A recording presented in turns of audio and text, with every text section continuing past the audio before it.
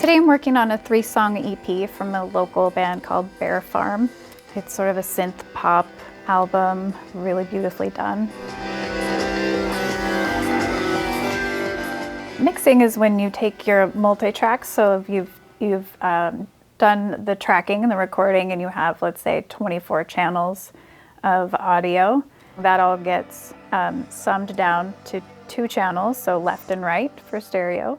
So in mastering, I take those stereo mixes, so maybe 10 mixes, and turn them into an album that's cohesive and plays together tonally and level-wise. I have a lot of respect for people that are successful in this industry and in engineer positions because it is hard work, even though it may not look like we're breaking a sweat while we're twisting a knob here and there, but we are always using our ears, which is our #1 most important tool. One of my favorite parts about mastering is that there's a huge variety of projects that come through here weekly. I've worked on Whitney Manger. It never ceases to amaze me how I can live myself. The Gothard Sisters.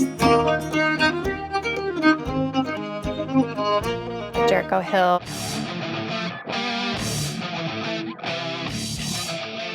The Seattle music scene is thriving and very versatile. A typical day in the studio would look something like, the client arrives, and we will sit down and discuss the project. We did some other additional sounds in it that weren't in the others and has some effects on it. And then I will spend a fair amount of time just listening.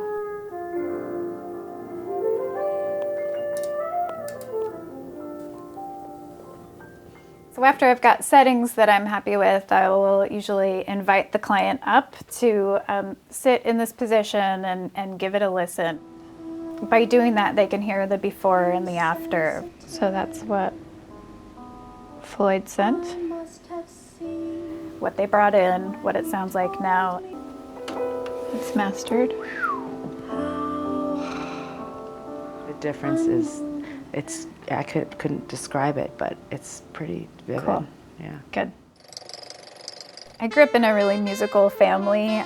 My dad was always playing multiple instruments, and there was always music on. We were always singing along. And so it's always been a really big part of my life. And I never really knew what I wanted to do as far as a career until much later in life.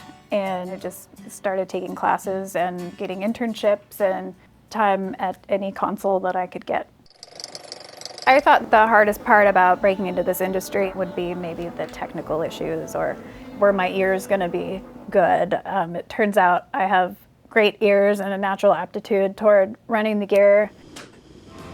The biggest challenge was actually being a woman in a really male-dominated field and environment. There have been a lot of challenges that have come with that, but there also have been so many mentors welcoming me, and Ed Brooks, my business partner here at Resonant Mastering, is definitely one of them. He's in my corner and supportive, and we work really hard to lift each other up, and that's been really nice.